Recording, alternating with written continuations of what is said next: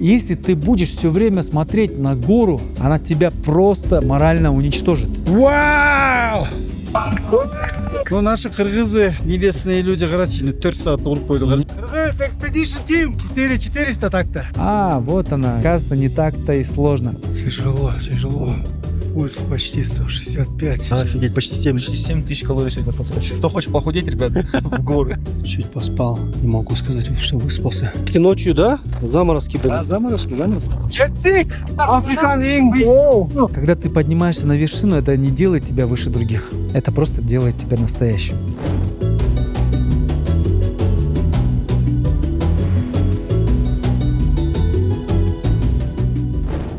Bir aviasейлсқа киреміз.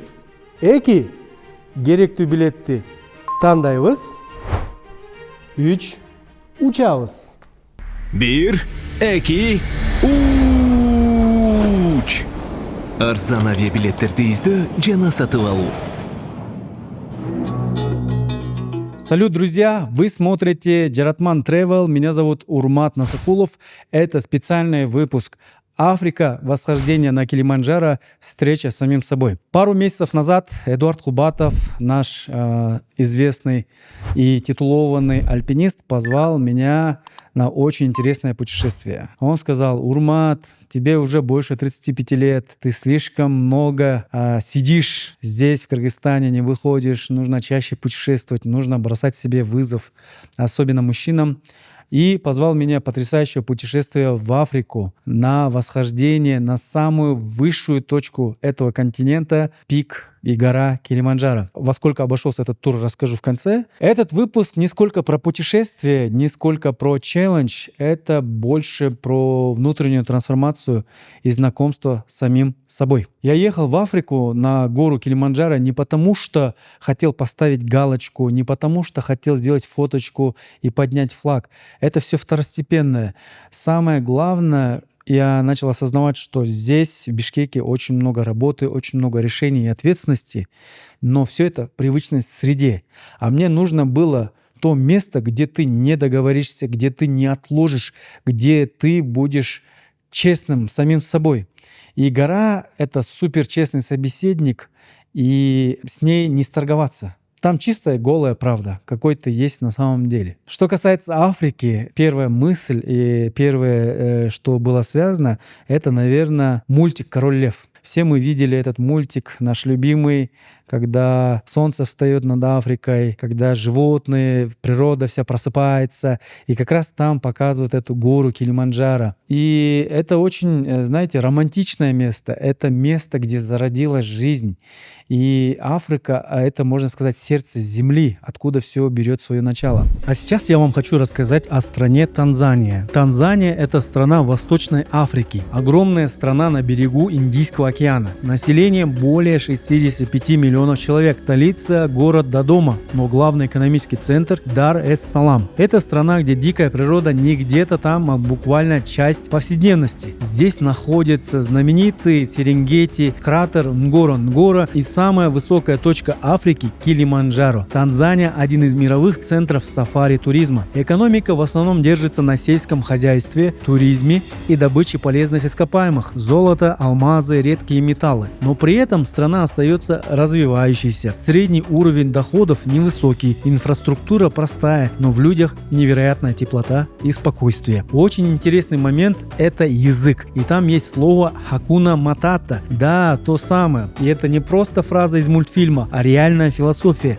Нет проблем, все будет хорошо. И ты это буквально чувствуешь. В Танзании время будто течет иначе. Люди не спешат, не нервничают, там меньше суеты, практически нету агрессии, но больше присутствия. Когда ты выходишь утром и видишь на горизонте силуэт Килиманджаро, ты понимаешь, что мир гораздо больше твоих ежедневных забот. И Африка как будто возвращает тебя к чему-то первобытному, настоящему.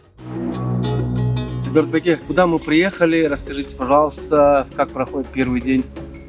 Мы в Африке, друзья, самое главное в Танзании, континентальная Африка, город Моши. Этот город находится у подножия величайшей вершины Африки, Килиманджаро, высшая точка Африки. И отсюда начинается старт. Мы сегодня день отдыха, день адаптации. И завтра мы уже будем в национальном парке Килиманджаро. И начнется наша альпинистская экспедиция на высшую точку Африки. Салам достор, Африкага келдик. Танзанияда биринчи күн, Мошу деген шаарда. Эртең болсо биздин чокууга карай жолубуз биринчи күнү башталат. Бүгүн болсо отелде эс алуудабыз. Мына мындай жакшынакай отель экен. Жашылча бак-дарактар аябай көп экен. Көлмө бассейни да бар экен. Азыр болсо түштөн кийин шаарга түшөбүз. Бияктагы жергиликтүү калк кандай жашайт, ошону сиздерге көрсөтөм. Первый день в Африке – это как резкий переход в другой мир. Мы приехали в Моши, небольшой город у подножия Килиманджаро. Тихий, спокойный, пыльный, без небоскребов, без глянца, но с какой-то удивительной внутренней теплотой. Hello. Are you okay? Заселились в отеле, немного выдохнули после дороги и уже после обеда решили не сидеть, пошли знакомиться с этим местом. Первая остановка – водопад Матеруни. Дорога туда через зеленые холмы и деревни народа Чага. Наш гид Инносент рассказывает, что мы приехали в деревню Матеруни. Это деревня племени Чага. В основном агрокультурное здесь хозяйство. Они выращивают бананы. И банана. Вон бананы, кстати. Ну, смотрите, какая красота. Друзья, вон там водопад. Вау! Вау! Высокая стена воды падает вниз грохотом, влажный воздух, брызги, холодная вода и вокруг густая тропическая зелень.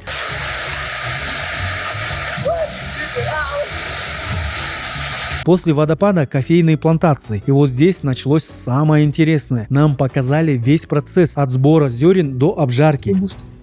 Arabica, they grow well mountainous. They never change to be old for one time. It's called golden skin. The golden we remove. Местные ребята пели, танцевали, стучали по барабанам, смеялись.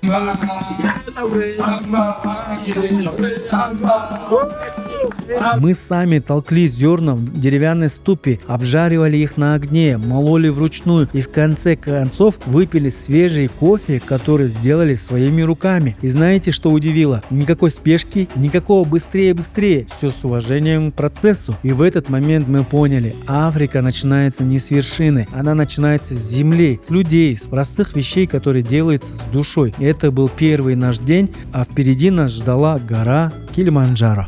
День X. Выдвигаемся. Бүгін бірінші күн. Құдай бұйырса. Пожелайте нам удачи. Волнительно чуть даже. С сегодняшнего дня будем ночевать уже в палатках.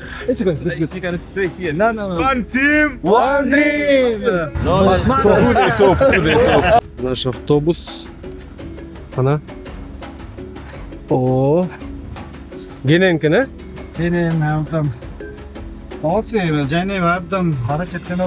Кыргыздар барсыңар бы? Мы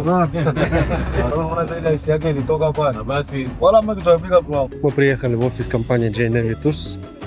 Сейчас наши гиды формируют здесь, собирают все, что необходимо для поездки. Это продукты питания, вода, провизия. Вот. В общей сложности с нами едут где-то человек 20, наверное. Такая большая группа. Сейчас сезон дождей, поэтому они наши сумки вот так пакуют.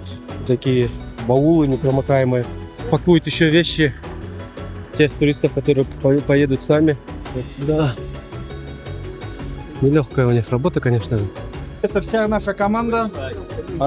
Здесь гиды, самое главное, главный гид Пруденс, шеф кухня и портеры. Это все ребята, которые будут нас сопровождать. 6 будет сопровождать до вершины. Вот это теперь на 5-6 дней это будет наша команда. Thank you, Mr. Sister Sirimo. Он знакомит. Барака. На восхождение. Эй!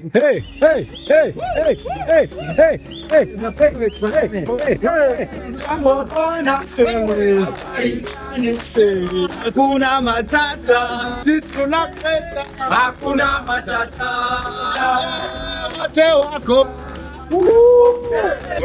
Нашей группой. Такая большая дружная группа у нас сегодня. Смотрите, какое красивое место. Мы Приехали на последнюю точку, откуда уже начнется пешее восхождение. Вот здесь наш автобус остановился. Сейчас выгружаемся.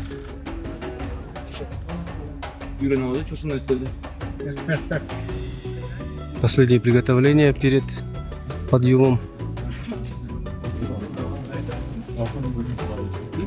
Вот так портеры устраиваются, чтобы взвесить свой груз. Их груз не должен превышать по законодательству 20 килограмм. Здесь вот лесник, он смотрит за этим. Вот мы были в этом городе, Моши. Приехали сейчас вот туда. Мачами Гейт. Вот ворота Мачами. И будем подниматься по вот этой тропе вот сюда. Все, мы подкрепились на точке, поели, взяли экипировку, начали подъем. Куда жол берсин, как говорится. Kyrgyz Expedition Group has started our tour to Kilimanjaro. Pole-pole? Pole-pole, it means slowly, slowly.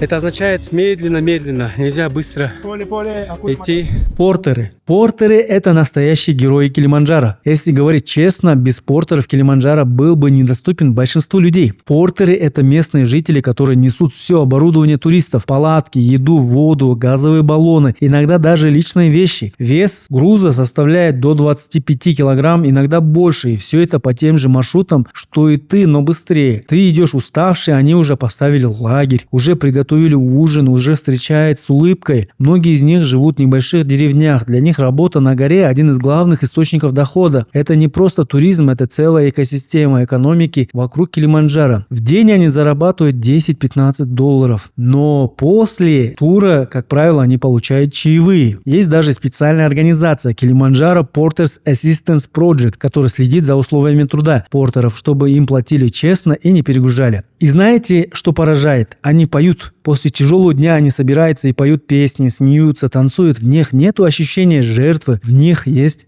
достоинство. Когда ты стоишь на вершине, нужно помнить, ты не один поднялся, это командная победа. За каждым восхождением стоит труд десятков людей. Например, нас сопровождали более 30 человек. И, возможно, самый важный урок Африки — уважать тех, кто несет груз, который ты даже не замечаешь. Идем по тропическим джунглям. Задача этих дней — акклиматизироваться, поэтому идем медленно, не торопясь.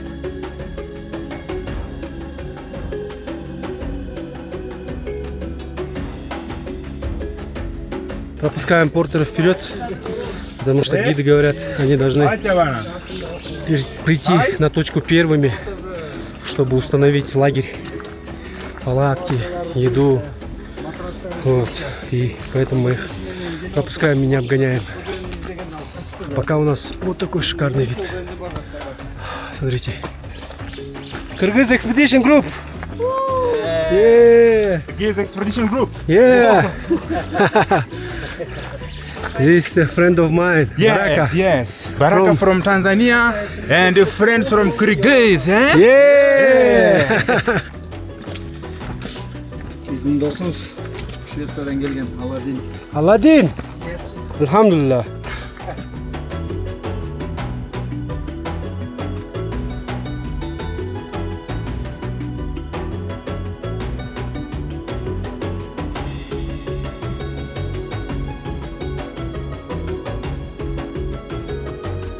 Друзья, первый день восхождения мы прошли больше 1200 метров, да? Почти 1400 метров. Ага.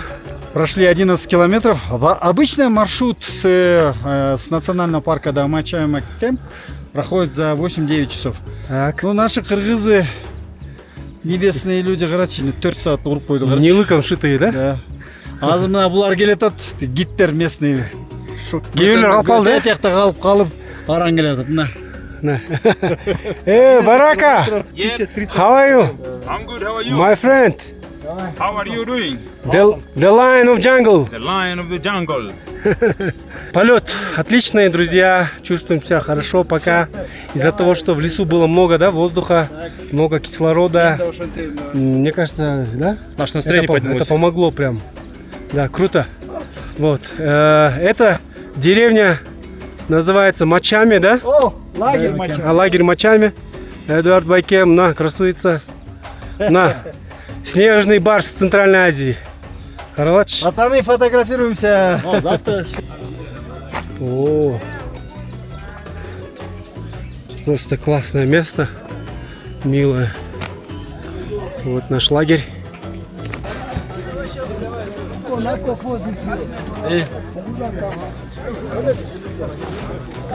Это у нас полевая кухня на сегодня. Давайте зайдем посмотрим, что будем сегодня есть на ужин, да? Спросим у поваров.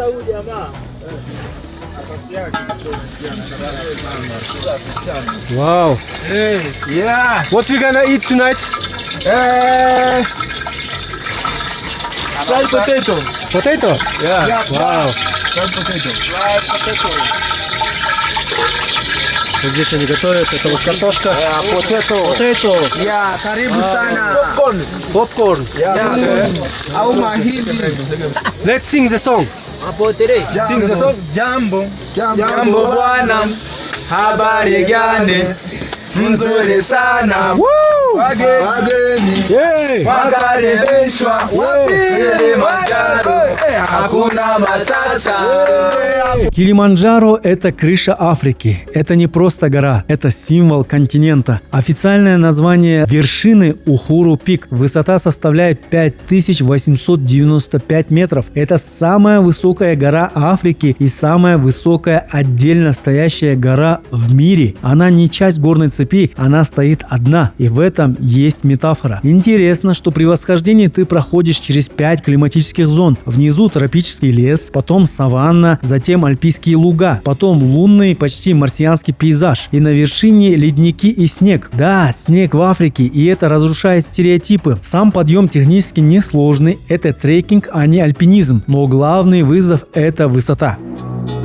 К первому лагерю мы пришли очень быстро, весело, были разговоры по дороге, и казалось, что вот она, я поймал свой темп, что оказывается не так-то и сложно. Но это был обман. И вот здесь начинается ловушка эго. Ты думаешь, что все под контролем, ты думаешь, что все очень легко и просто, но гора устроена немного по-другому. Гора не сразу тебе дает понять, что она из себя представляет. И она начинается не сразу, она ждет, пока ты расслабишься. Когда мы ночью легли, мой организм начал понимать, что что-то не так. Потому что, по-моему, мы поднялись на высоту уже 2600 метров в первом лагере. И для нас это было что-то такое непонятное. Организм не мог понять, что происходит, почему меньше кислорода, почему холодно, почему все давит, почему я лежу не на кровати, а в каком-то спальном мешке, почему непонятные звуки вокруг. Вот. И ночью, в первую ночь, я помню, как проснулся от ужаса. Я не мог сообразить, где я нахожусь, я не мог сообразить, что я делаю. Вот. И после этого даже долго не мог уснуть. Так, провели первую ночь в палатках. Было достаточно холодно. Один раз даже проснулся. 6:30 утра, сейчас умоемся, позавтракаем и двинем в путь. Ночью было достаточно холодно, но сон был очень крепкий. Ни один пятизвездочный отель, по-моему, не даст такого крепкого сна, как в палатках в горах. Вот такое утро в лагере Мачами. Breakfast? Do you like it? Five stars hotel, you know. Пятизвездочный отель, дейт, ё-моё. Вот такой завтрак сегодня у нас. Кашечка. Вот такая. Так, что у нас сегодня на завтрак? Бананы. Сосиски, пицца и вот этот блины с картошкой.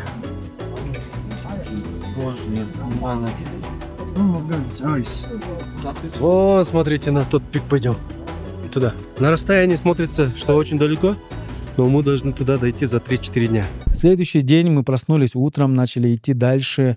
Вот тут начинается самое интересное, потому что ландшафт уже был другой, градус подъема был уже другой, уже начались серьезные челленджи, уже поднимались по скалам, по горам, по камням. Уже начали понимать, что гора начинает тебя испытывать.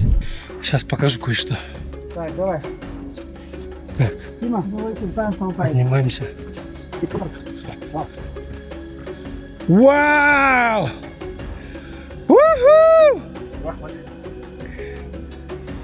Поза на умастался.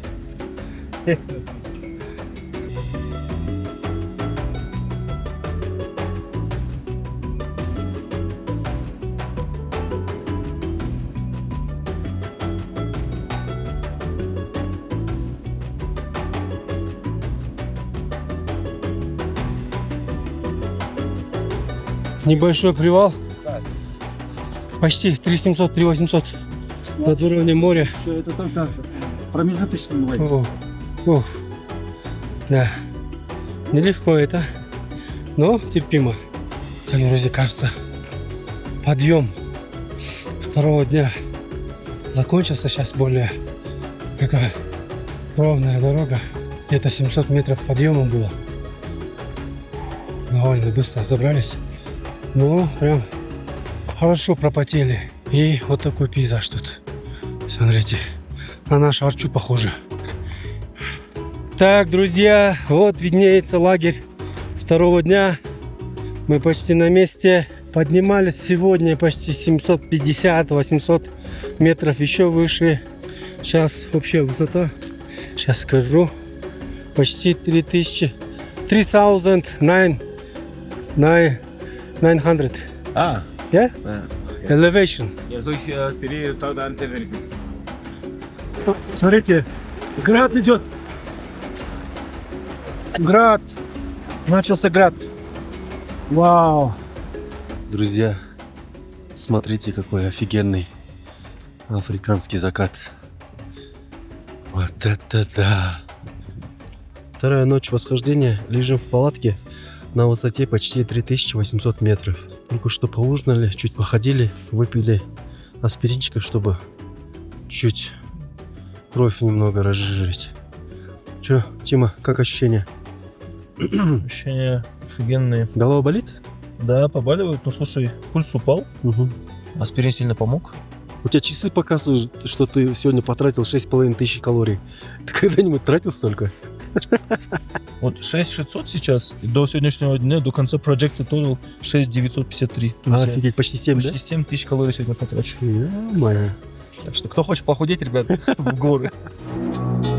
Знаете, у африканцев есть классное выражение, звучит оно так: поле-поле. То есть не торопись, да, иди в своем темпе.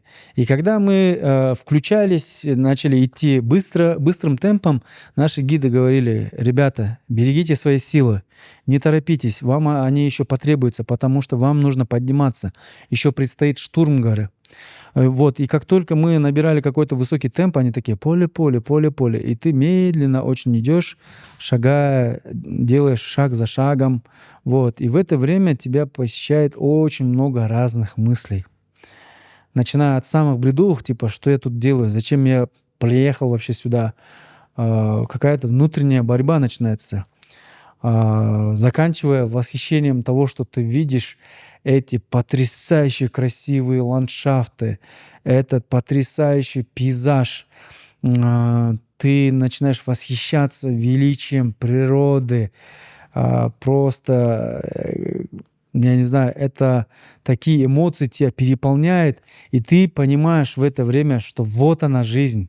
Вот она, во всем ее величии, во всей ее красе. В то же время сумбур мыслей, тело говорит: зачем ты здесь, вернись, остановись, это не обязательно тебе идти дальше, развернись, пока не поздно, да. Но решение было принято, нужно было идти дальше, нужно было, мы тем более шли в группе, у нас была потрясающая группа, она небольшая, всего было 4-5 человек, но каждый из них очень интересная личность. И вот говоря говорят же, если ты хочешь понять человека, отправься с ним в путешествие. Вот когда ты восходишь в гору, то ты вообще с любого человека снимаются все маски. С любого человека снимаются их роли. И вот они, каждый человек может видеть себя и других такими, какие они есть. Я думаю, что это самое главное такое осознание превосхождения, что человек убирает маски, убирает роли, статусы какие-то, я не знаю, может быть, привычные образы. И за эту неделю ты можешь понять, кто ты и кем являются другие люди. Че, собираемся в следующий лагерь. Будем подниматься на высоту 4600 и спустимся на 400. Погода хорошая сегодня, да? Вообще удивительно. Вообще район Лава Таур всегда дожди и снега. Бүгін ачык. Эми Алла Таалам деле кыргыздарым келатат, берип коюнчу десе. Байкуштар өтүп кетсинчи деп, Ну смотрите, ночью, да, заморозки были. Заморозки. Лед. Температура. Эми силер пацаны 4000де жүрөсүңөр. Анан жаман уктадым байке деп туруп анан жалдырайсыңар. Эми это такая жизнь горная. 4000де ушундай уктайбыз, башкача болбойт. Организм көнөчөт деме, э? Көнөт, эми эртең уже 4000 1 метрде биз жакшы уктайбыз. Болду.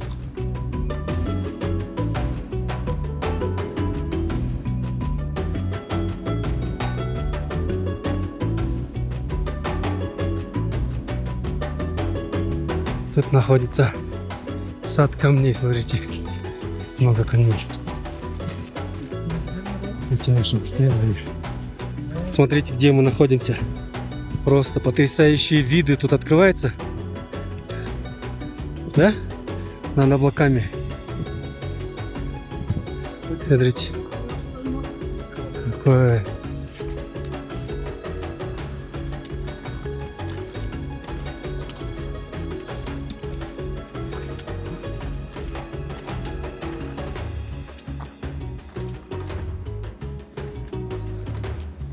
Почти прошли 4 километра по таким скалам.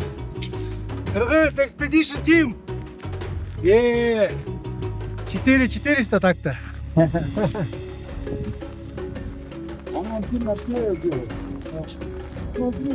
4500 метров над уровнем моря, друзья. Смотрите, нас облака догоняет. Высота 4550. На сегодня это верхняя точка.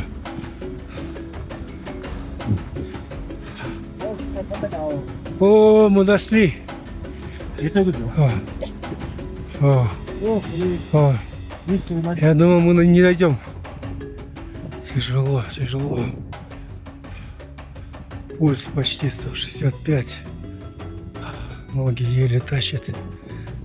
Тяжело. Потеешь. Мало воздуха, кислорода. Но тем не менее, надо продолжать идти.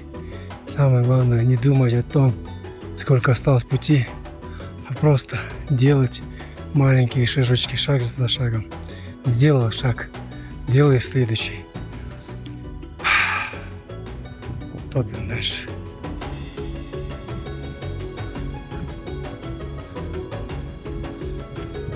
Друзья, поднялись на Lava Tower Camp. Это еще один лагерь. Высота здесь 4600 метров. Память, что здесь был авиасейлс.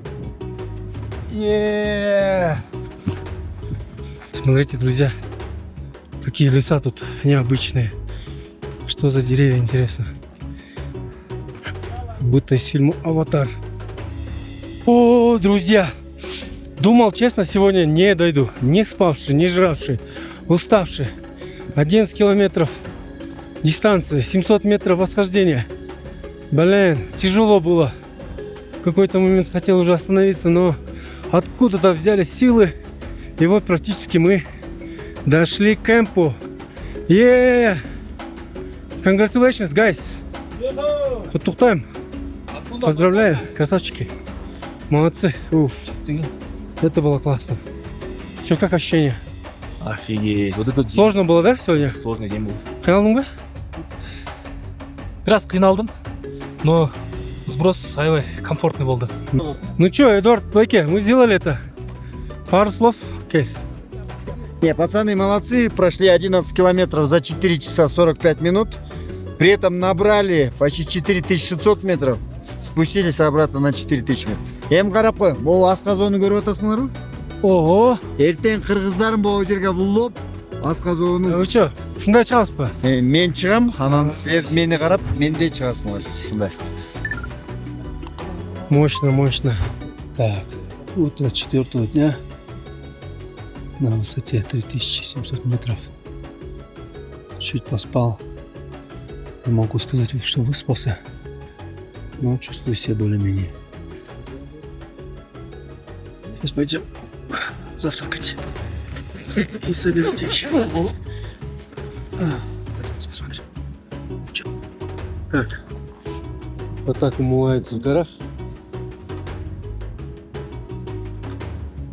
Хорошо, что водичка хотя бы теплая.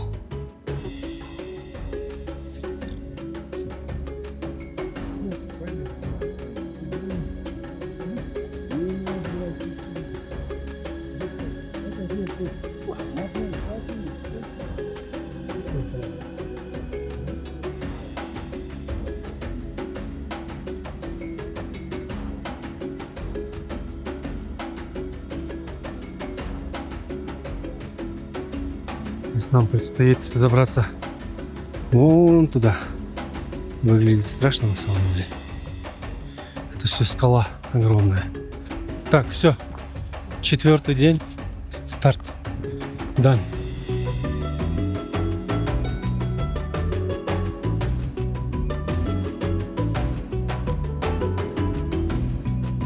И альпинистская морда должна быть красная, черная. Альпинистская морда должна быть красная, да? Местами оврагами, местами, блин. Эркек-эркектей болуш керек элин. Мы должны быть лучше, чуть-чуть лучше обезьяны дегенде.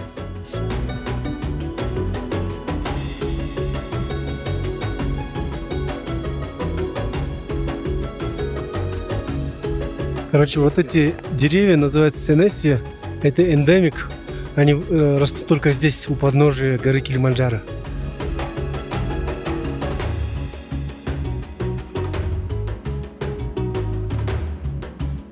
Вот так, друзья, мы шли 3-4 дня до того момента, как поднялись на завершающий лагерь на высоте 4700 метров. Так, по-моему, он назывался Барафу. Барафу. Вот. Мы пришли очень уставшими. Было, знаете, борьба двух чувств. Восхищение тем, где ты оказался, и в то же время как будто некая пустота, потому что ты уже столько сил отдал, ты уже столько всего увидел, ты уже столько всего испытал, чего только не было во время этого путешествия. Вот. И как будто ты уже иссяк. В горах начинается горная болезнь. Все твои болячки начинают вдруг выскакивать.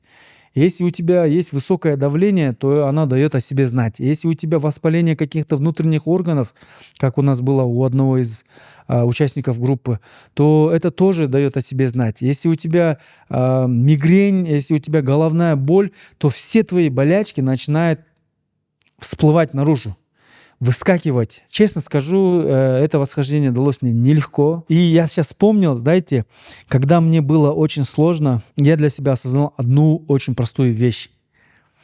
Ты не должен смотреть, как долго тебе еще осталось идти. Ты должен думать, куда поставить, как сделать следующий шаг, куда поставить ногу. Ты просто должен думать, как сделать следующий шаг.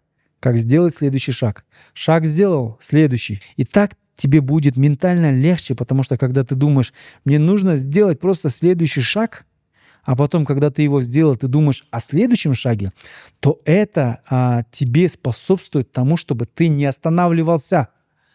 Но если ты будешь все время смотреть на гору, а она огромная, она тебя просто морально уничтожит. Нелегкая, конечно, судьба у портеров, которые здесь работают. Жалко, что ребятам приходится так работать в тяжелых условиях, в тяжелых климатических условиях, помогать кому-то на восхождение. Но с другой стороны, это хоть какая-то работа, и здесь они могут зарабатывать.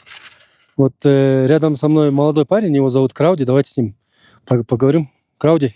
Да, как ты? Я хорошо. Сколько тебе лет? Мне 21. Когда ты начал свою работу? В январе. Почти 1 год, да? Да. Сколько в среднем ты зарабатываешь в месяц? Ну, примерно $100. Этой суммы достаточно или это мало? Но это мало. Ты хочешь продолжить свою учебу? Да, я до сих пор ищу деньги, чтобы продолжить свою учебу. Ты помогаешь своей семье? Да, вся моя семья зависит от меня. Сколько у тебя родственников, братьев и сестер? 3 брата и 2 сестры. У тебя есть мечта? Да. О чем ты мечтаешь? Я хочу иметь много денег, я хочу быть богатым. Ты хочешь быть богатым? Да. Ты хочешь создать свою компанию? Да. В сфере туризма? Да, в туризме. Крауди? Да, ты хороший парень. Спасибо за твою работу, за твой труд. Спасибо большое. Я очень благодарен тебе. Спасибо, спасибо.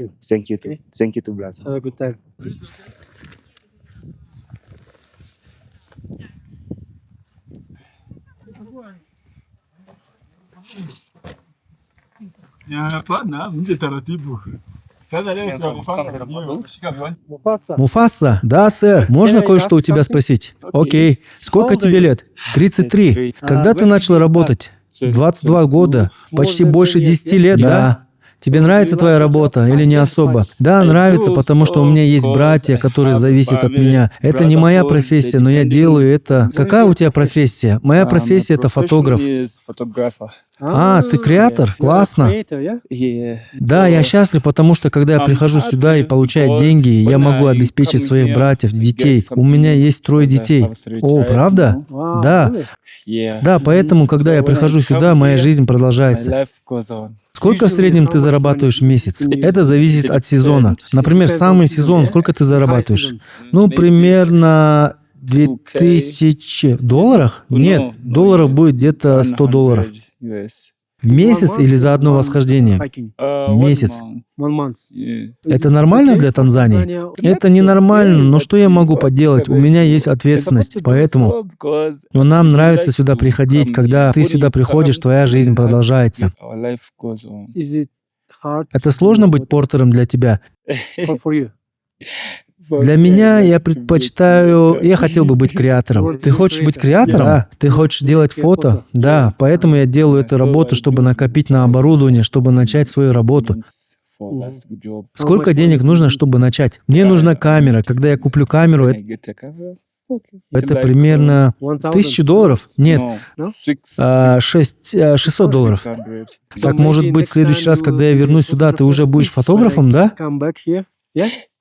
Когда у меня будет достаточно средств, чтобы купить свою собственную камеру, это будет хорошо. Хорошо. Я начну, но спасибо, что пришли. Спасибо за твою работу. Да, спасибо, что вы приезжаете. Когда вы приезжаете, мы можем продолжать жить. Тут люди очень добрые. Спасибо за вашу работу, за ваш труд. Очень признателен вам. Спасибо за вашу страну. Спасибо за все. Ты счастлив, Муфаса? Я счастлив быть с вами. Правда? Правда. Спасибо, бро. Спасибо, что ты делаешь это путешествие с нами. Пожалуйста. Мне хотелось бы сказать добро пожаловать. Я не знаю, откуда вы приехали. Мы из Кыргызстана, Центральная Азия. Окей, добро пожаловать всем. Когда приезжаете домой, то расскажите им о Танзании, о Килиманджаро. Я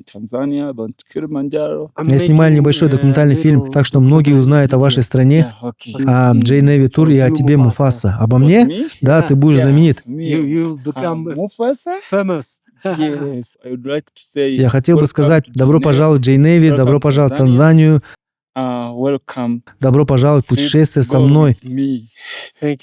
Муфаса здесь ради вас. Очень признателен тебе, Муфаса, очень признателен.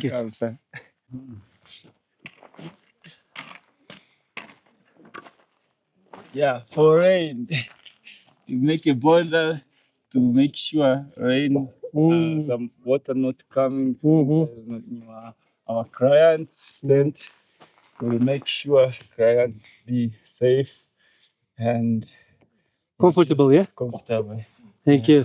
This is Baraka, our guide. Приятно познакомиться, брат. Мне тоже приятно познакомиться, брат. Мы заметили, что местные жители очень счастливы и всегда улыбаются. Что делает тебя счастливым? На самом деле в Африке нужно быть всегда счастливым. Неважно, есть у тебя проблемы или нет. Мы всегда улыбаемся, потому что это наша культура. Мы родились в культуре, где нужно улыбаться. Бедный ты или богатый, но ты должен улыбаться. У некоторых людей дома могут быть пустые, карманы пустые, но они все равно могут улыбаться.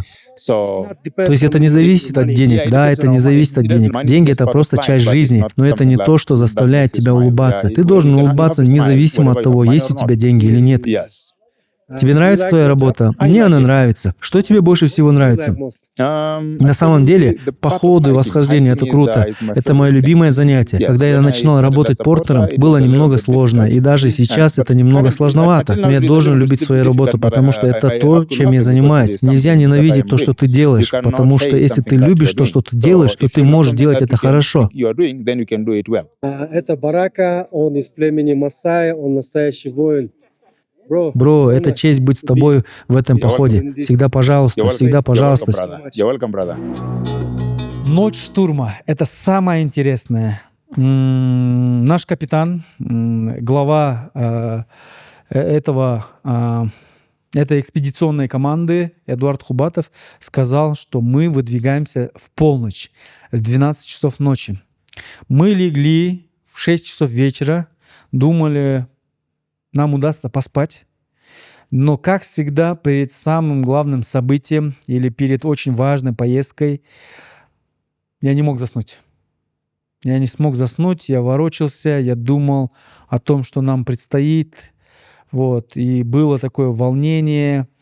Волнение — это смесь страха, смешанная с восхищением. И также мой сосед Тимур Теленов, которого я позвал, которым мы еще больше сдружились за эту поездку. Он тоже не смог заснуть. Мы проснулись, уже в 11 начали собирать вещи. Задача была собрать свой рюкзак, оставить все лишнее, но при этом забрать все нужное. Нужно было как можно теплее одеться. Я надел на себя футболку, потом термобелье, потом, я помню, флисовую кофту, потом одну куртку. И я на всякий случай еще взял одну куртку, потому что сказали, что там наверху стоит невероятная холода, и что лучше перебздеть, чем недобздеть. В 12 часов мы уже вышли из лагеря, и в полной темноте, включив налобные фонарики, мы начали идти вверх. И вот тут началось самое сложное, самое, я думаю, непредсказуемое. Потому что все это время мы шли днем при хорошей погоде. Мы шли при относительно несложном градусе подъема.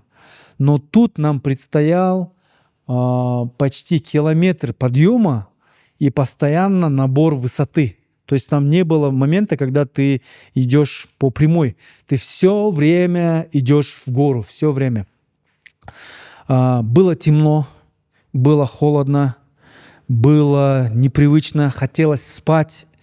Нереально был уставшим.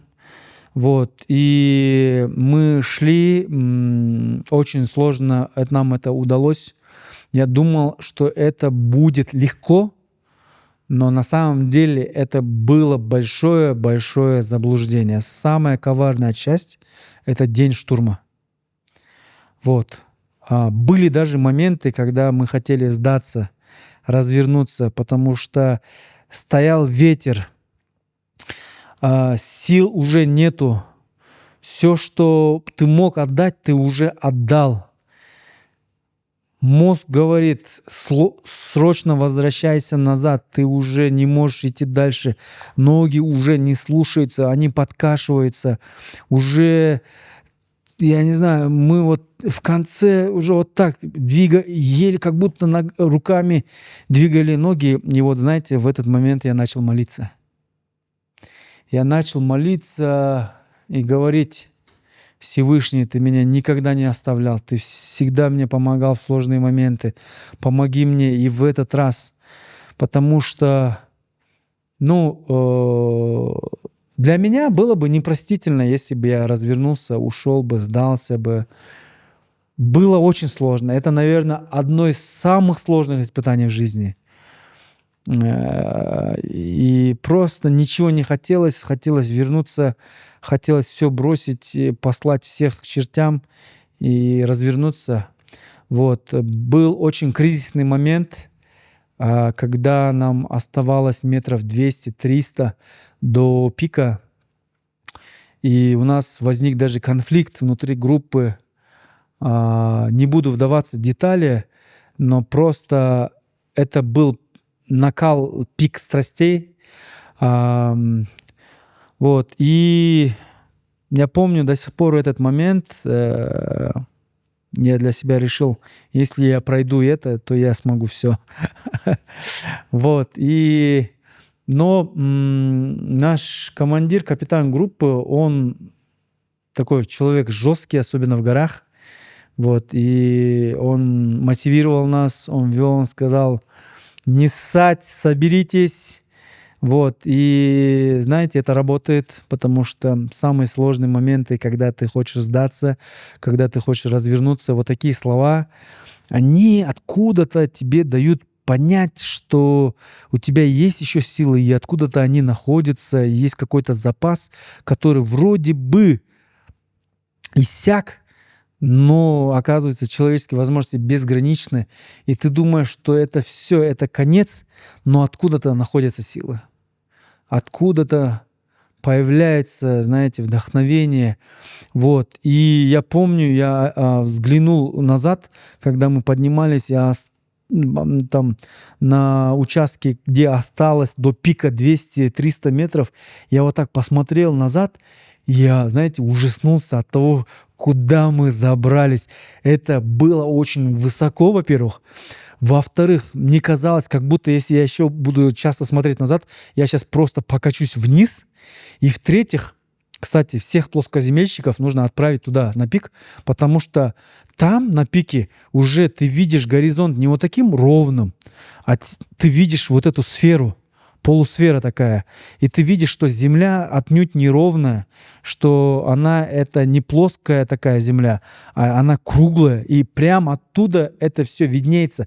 Жаль, что у меня не было возможности это все заснять, потому что та камера, которую я брал, она у меня замерзла. Представляете, камера замерзла, не открывалась. Вот. И мы еле как поднялись на первый пик, это пик Стелла. По-моему, она на высоте 5700 метров. Вот. Сделали пару фоток. Но когда нам сказали, нужно еще подняться выше на 200 метров, но до этих 200 метров нам нужно идти 1,5 километра, вот тут я просто хотел зарыдать. Реально, я думал, это все. Оказывается, там есть два пика. Первый пик — пик Стелла, второй пик Ухуру. Пик Ухуру — это высшая точка. Высота 5895 метров. Но есть еще один пик до него. Он находится ниже на 200 метров, но расстояние между ними около 1,5 километра. То есть ты думаешь, что ты забрался, что ты пришел на конечную точку, а не тут-то было. И я такой понял, что нужно идти дальше. Штурм — это не просто, когда ты шагаешь, это медитация через боль. Шаг, еще шаг.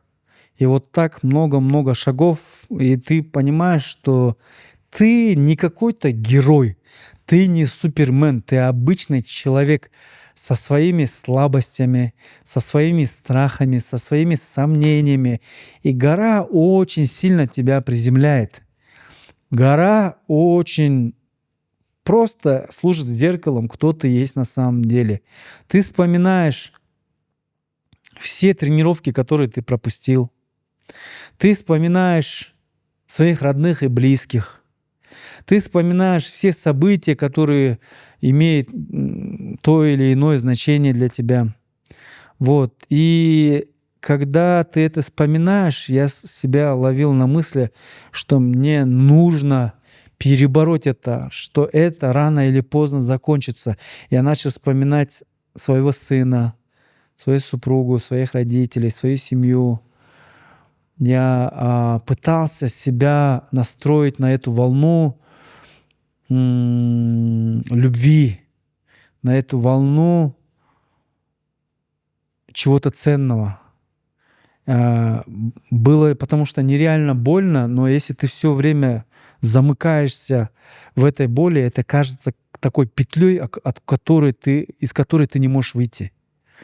Вот. И нужно было себя поймать на этой волне движения, и что тебе нужно настраиваться на самое лучшее. Это, знаете, очень похоже с бизнесом и предпринимательством, потому что если ты в какой-то момент остановишься и не будешь развиваться, не будешь расти, работать над собой, не будешь преодолевать вот эти сложности, сомнения, страхи, то, о чем могут подумать другие люди, это постоянная борьба, которую ты должен преодолевать. Каждый день предприниматели, бизнесмены, они ведут вот эту невидимую борьбу, невидимую войну. Вот. И если ты остановишься, все, считай, это верная смерть. И вот, ковыляя последние несколько сот метров, мы еле как дошли, но наш капитан, командир Эдуард Хубатов держался просто потрясающе. Для него это было как будто какая-то легкая прогулка. Вот. Ну, понятно, человек восходил на Эверест, на К2, без кислорода, и у него совершенно другая подготовка, и организм привыкший, и менталка соответствующая. Для меня это было первое восхождение на такую высоту, почти 6000 метров. Знаете, я вот думал, когда поднимался, когда на вершину поднимусь, я буду кричать, я буду прыгать от счастья, но там нету фейерверков, там нету крика, там нету эйфории, там какая-то ошеломляющая пустота. И есть какое-то божественное спокойствие. Я когда поднялся и начало светать, солнце начало выходить, и пейзаж, вот все вокруг начало открываться, и мы находимся на самой высшей точке континента Африки. Мы сделали это, но не было вот этого. Мы сделали это.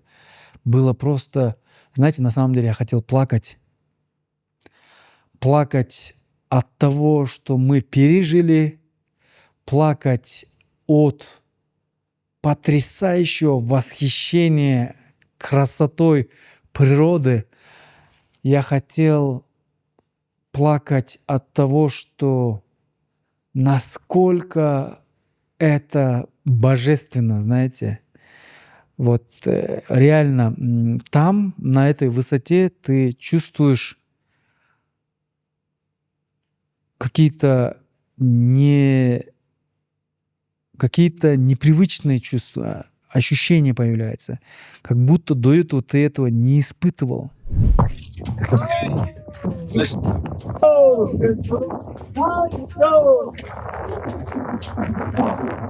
Организм в шоке, куда мы прям 12 часов ночи. Че, как? Мощно. Сейчас.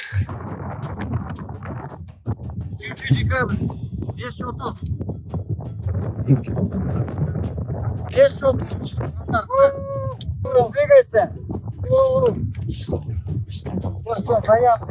Жеттік! Құдай тағалама рахмат! Құдайдың қолдауымен жеттік. Африканың ең биік су. Бұл жетішкендікті мен ата-енеме, анан үй-бүлөмө арнайы ата-енебиз көп жашасын, үй-бүлөбүз бекем болсын. Чоң рахмат. Look at this place.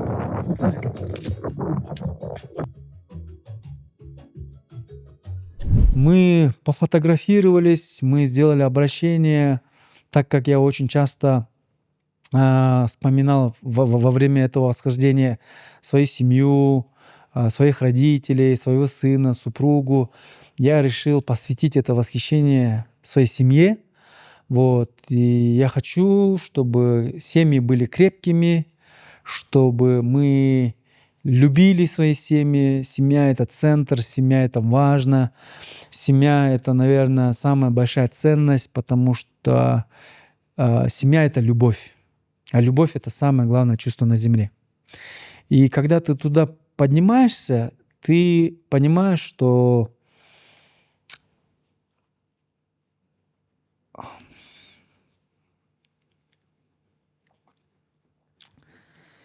вершина, знаете, когда ты поднимаешься на вершину, это не делает тебя выше других. Это просто делает тебя настоящим. И для меня это очень философское восхождение. Это не геройство. Это не про преодоление кого-то другого. Это просто про преодоление самого себя, своих страхов, своих сомнений, своих слабостей. Но самое сложное было не на вершине, самое сложное было спускаться обратно, когда ты уже морально иссяк, когда ты закончился просто, у тебя сил нету, и представляете, обратно пройти тот же самый путь.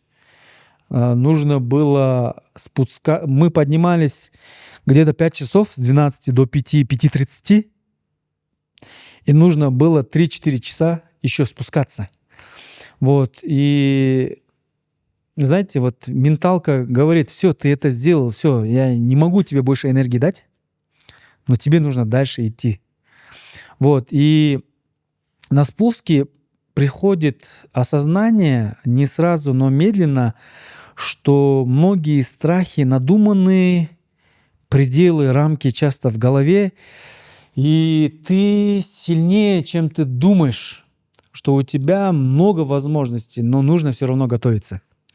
Нужно лучше готовиться. Гора и пики такого уровня требуют подготовки как минимум год.